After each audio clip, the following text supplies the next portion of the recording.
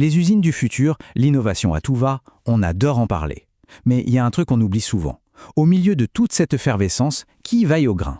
Qui s'assure que l'air qu'on respire ne paye pas le prix de ce progrès? C'est la question qu'on va creuser ensemble aujourd'hui. Alors oui, le secteur manufacturier est en pleine ébullition, ça va à une vitesse incroyable, c'est super excitant bien sûr. Le truc c'est que derrière chaque innovation, chaque nouvelle usine, il y a potentiellement une nouvelle source de pollution. Et c'est là que le bas blesse, si on peut dire. Donc, la grande question, c'est bien celle-là. Qui sont ces gens un peu dans l'ombre qui font en sorte qu'on puisse continuer à respirer un air de qualité, au milieu de cette course effrénée vers le futur? Bon, alors, qui sont-ils, ces fameux gardiens de l'air?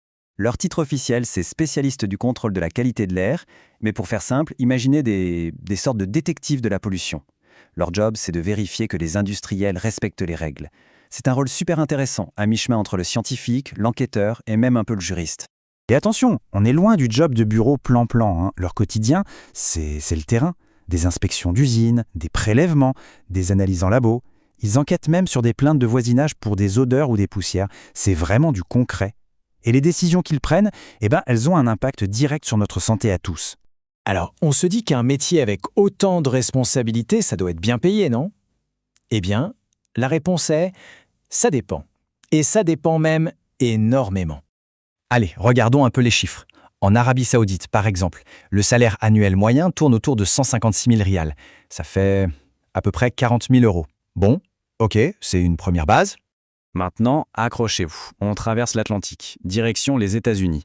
Un ingénieur dans le pétrole et le gaz, avec 8 ans d'expérience, il peut toucher 150 000 $ par an. Voilà. On ne joue plus dans la même cour là. L'écart est juste immense. Et ce n'est pas tout, ça peut grimper encore beaucoup plus haut. Prenez un profil très expérimenté, 25 ans de bouteilles dans une grosse boîte cotée en bourse. Là, on parle de 250 000 $ par an, en comptant les bonus et les actions. C'est carrément le jackpot.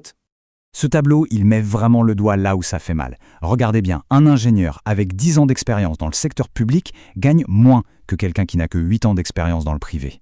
Le problème, il est là, noir sur blanc. C'est ce décalage total entre les salaires du public et du privé qui est en train de créer une situation assez critique.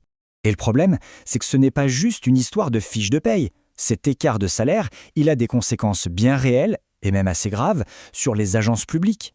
Celles-là même qui sont censées nous protéger. Ce graphique est assez parlant, pour ne pas dire inquiétant. Qu'est-ce qu'on voit? D'un côté, plein de jeunes qui arrivent sur le marché du travail. De l'autre, un grand nombre de seniors, tout proches de la retraite. Et entre les deux, c'est le désert. Il y a un trou. Les experts, ceux qui ont entre 5 et 15 ans d'expérience, la colonne vertébrale de ces agences, ils ne sont plus là, ils sont partis. Et les chiffres confirment cette impression. Regardez, presque 21% du personnel a moins de 2 ans d'expérience. Ce sont les débutants. Et en même temps, près de 30% a plus de 20 ans d'expérience, ce qui veut dire qu'ils sont sur le départ. On a donc une structure qui se vide de son expertise par le milieu. C'est une véritable bombe à retardement. Ok, mais alors, pourquoi est-ce que c'est devenu si compliqué de pourvoir ces postes qui sont, on l'a vu, absolument cruciaux?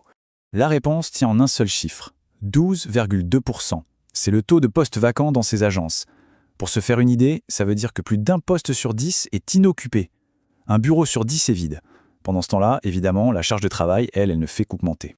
Donc les difficultés sont multiples.